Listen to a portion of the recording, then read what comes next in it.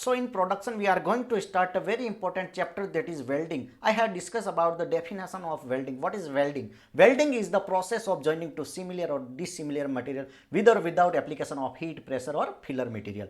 Heat, pressure और filler material का use कर भी सकते हैं और नहीं भी कर सकते, because there are different type of welding. Clear है? और वेल्डिंग, ब्रेजिंग, सोल्डरिंग, यहाँ पर 3 टर्म आती है. टाइप ऑफ वेल्डिंग जॉइंट से पहले मैं एक डाउट क्लियर कर लेता हूँ. 1 मार्क्स का क्वेश्चन यहाँ से कई बार एग्जाम में पूछा जाता है. एक होती है दैट इज वेल्डिंग, एक होता है दैट इज ब्रेजिंग. क्लियर है? और एक होता है दैट इज सोल्डरिंग. इनके बीच में डिफरेंस के लिए मैं एक और वीडियो क्रिएट कर दूंगा. अभी इनको बेसिक समझाने की कोशिश करूंगा. वेल्डिंग, ब्रेजिंग और सोल्डरिंग. तो जो वेल्डिंग जॉइंट होता है वो परमानेंट होता है. कौन सा जॉइंट होता है? That is permanent joint. और ये स्ट्रॉन्गेस्ट होगा, सबसे स्ट्रॉन्ग जॉइंट होगा. वेल्डिंग के जॉइंट को आप नहीं तोड़ सकते हो. क्लियर है? लेकिन ब्रेजिंग और सोल्डरिंग होते हैं, ये इतने परमानेंट नहीं होते, एक तरीके से टेम्परेरी होते हैं. टेम्परेरी तो क्या बोल सकते हैं, लेकिन मतलब इतनी स्ट्रेंथ नहीं होती है जितनी वेल्डिंग में होती है. क्लियर है? ब्रेजिंग और सोल्डरिंग में क्या डिफरेंस है? ब्रेजिंग में 450 डिग्री जो सेल्सियस टेम्परेचर से ज़्यादा पर होगी, और सोल्डरिंग होगी that is less than 450 degree Celsius. Less than 450 degree Celsius. तो स्ट्रेंथ की बात करता हूं तो फर्स्ट पे आता है वेल्डिंग होगी, इसके बाद ब्रेजिंग में होगी, और थर्ड नंबर पे आएगा दैट इज सोल्डरिंग की स्ट्रेंथ होगी. ठीक है? सबसे कम स्ट्रेंथ होगी that is about the soldering. 1 marks question यहां से पूछा जाता है, इसलिए ये बता रहा हूं कि फर्स्ट हो गया दैट इज वेल्डिंग, वेल्डिंग के बाद आता है दैट इज ब्रेजिंग. क्लियर है? और ब्रेजिंग के बाद आता है दैट इज सोल्डरिंग. स्ट्रेंथ के मामले में टेम्परेचर का डिफरेंस भी बता दिया कि 450 से ज्यादा होगा ब्रेजिंग में और 450 से कम होगा that is in soldering.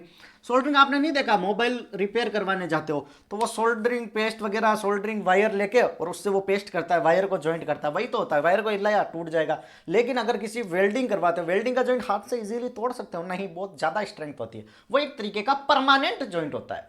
Okay, अब हम बात कर लेते हैं that is about the type of welding joint. तो फर्स्ट आ रहा है that is butt joint. Butt joint में क्या होगा कि ये जैसे दो मैं मान लेता हूं वर्क पीस है, अब इनको वेल्ड करना. इनके देखो ये ऐसे वेल्ड कर दिया, this one is N butt joint. ठीक है? ये देखो ऐसे इस पॉइंट पर वेल्ड कर दिया, this one is N butt joint. लेप जॉइंट मतलब ओवरलैप. ये है 2 मार्कर, ऐसे ओवरलैपिंग करके और यहां पर वेल्ड कर दो.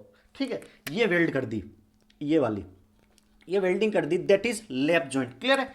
कॉर्नर जॉइंट की बात करता हूं तो ये कॉर्नर पे वेल्ड कर दो, ये कॉर्नर पे, this one is N corner joint. Clear है? कॉर्नर जॉइंट भी क्लियर हो गया. फोर्थ आता है that is T joint. T joint मतलब टी बना दो. वेल्डिंग यहां पर होगी, साइड में होगी, और ये यहां पर वेल्डिंग करेंगे, दैट इज टी जॉइंट. तो ये यहां पर वेल्डिंग होती है, that is T joint. Clear है? ये है हमारा टी जॉइंट.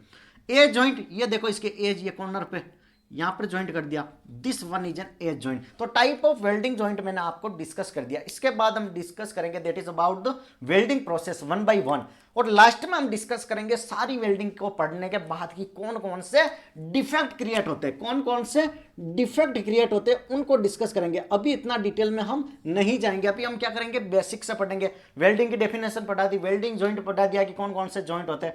अब हम पढ़ेंगे, स्टार्ट करेंगे तो सबसे पहले आर्क वेल्डिंग से स्टार्ट करेंगे. कहां से? आर्क वेल्डिंग को पढ़ेंगे, फिर ऑक्सी एसिटाइलिन वेल्डिंग पढ़ेंगे. डिफरेंट टाइप ऑफ वेल्डिंग होती है यहाँ पर, लेजर बीम मशीनिंग वाली भी होते हैं ऑपरेशन. ठीक है? इसके बाद आपको मैं बात करता हूं तो इसमें स्पॉट वेल्डिंग होती है. बहुत सारी वेल्डिंग है, कम से कम 8 से 10 तरीके की वेल्डिंग हम 1 by 1 डिस्कस करेंगे. और अगर आप चैनल पर नए होना तो लाइक से सब्सक्राइब जरूर कर दो ताकि सारे वीडियो के नोटिफिकेशन आपके पास आते रहे. Thank you.